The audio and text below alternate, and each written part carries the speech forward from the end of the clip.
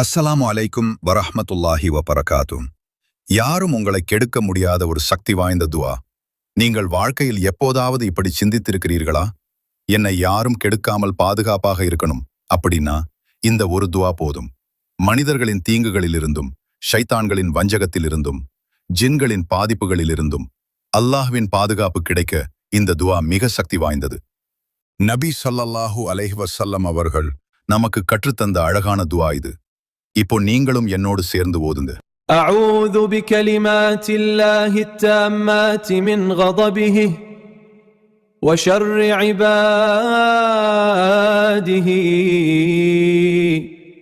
ومن همزات الشياطين وأن يحضرون. யா அல்லாஹ், உன்னுடைய முழுமையான வார்த்தைகளை கொண்டு உன் கோபத்திலிருந்தும் உன் படைப்புகளின்